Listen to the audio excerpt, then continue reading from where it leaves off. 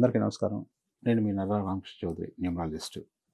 ఈరోజు మనకి న్యూమరాలజీ ప్రకారంగా ఫిబ్రవరి 9, 2024 ఈ తేదీలో ఎలా ఉంటుంది, ఎవరెవరికి బాగుంటుంది, ఈరోజు ఈ యొక్క ఏ గ్రహాల ప్రభావం అధికంగా ఉంటుంది, ఎలాంటి నిర్ణయాలు తీసుకోవాలి, ఎలాంటి జాగ్రత్తలు తీసుకోవాలి, ఏటి విషయాల్లో మనం కఠినంగా ఉండాలి అనే విషయం గురించి మనం ఈరోజు తెలుసుకుందాం.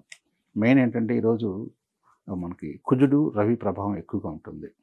కాబట్టి కుజుడుకు సంబంధించిన అగ్రెసివ్ అనేది అది చాలా బాగుంటుంది, ఎక్కువగా ఉంటుంది. దానితో రవి కూడా ఉండటం వల్ల ఏమవుతుందంటే ఏదైనా నిర్ణయాలు తీసుకునేటప్పుడు కానీ ఎదుటితో మాట్లాడేటప్పుడు కూడా చాలా ఫాస్ట్గా ఉండడానికి ఎక్కువ అవకాశం ఉంది. కాబట్టి మీరు ఆలోచించి నిర్ణయం తీసుకోవాలి, ఆలోచించి మాట్లాడుకోవాలి. ముఖ్యంగా ఎడ్యుకేషన్ సంబంధించి మాత్రం చాలా జాగ్రత్తగా ఉండాలి. ఎట్లా పడితే అట్లా టక్ తీసుకొని నిర్ణయం తీసుకున్న తర్వాత మళ్ళీ నేలకు వచ్చుకోవడం అనేది ఉండకూడదు.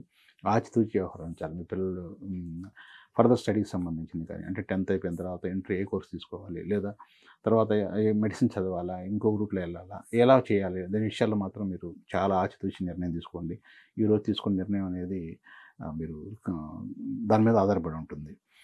ఇక మీకు ఈరోజు ఇంకొక విషయం చెప్పుకోవాల్సిందంటే, ఎప్పటి నుంచి రావాల్సిన డబ్బులు కనుక ఏమైనా మీకు రాకపోతే మాత్రం ఈరోజు ఒక థాట్ ప్రాసెస్ థియరీ చేసుకోండి. ఉదయాన్నే లేవగానే మీరు మంచి ఆదిత్య హృదయం చదువుకొని మీ యొక్క మనసులో మీకు రావాల్సిన డబ్బుల గురించి మీరు వచ్చినట్టుగా మీరు థాట్ ప్రాసెస్ థియరీలో కనుక మీరు కనుక మీ సబ్ కాన్షియస్ మైండ్ కనుక ఇచ్చేశారంటే మాత్రం శీఘ్రంగా రావడానికి ఎక్కువ అవకాశాలు ఉన్నాయి.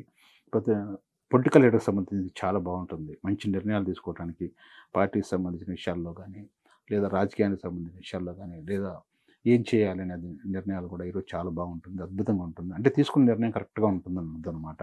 కాకపోతే డబ్బు విషయాలు మాత్రం, ఖర్చు విషయాలు మాత్రం చాలా జాగ్రత్తగా ఉండండి. ఎక్కువ ఖర్చు కావడానికి ఎక్కువ అవకాశం ఉంది. అంటే మొహమాటాలు పోవడం కానీ, ఇప్పుడు ఎక్కడికైనా వెళ్ళినప్పుడు మనకు తెలియకుండానే మనం ఒక్కోసారి మొహమాట పడి మనలో లోపల ఇబ్బందిగానే ఉంటుంది కానీ మొహమాట పడి చాలా ఖర్చుని చేస్తూ ఉంటుంటాం. దానికి తిరిగి రాదు. దానివల్ల మీకు నష్టమే కానీ లాభం అయితే ఉండదు. ఖర్చు విషయాలు మాత్రం చాలా జాగ్రత్తగా ఉండాలి. ఈరోజు కొంచెం మీకు బాడీ కూడా వేడిగా ఉంటుంది. ఇది నేను చెప్పేందంటే అందరికి సంబంధించిన విషయం.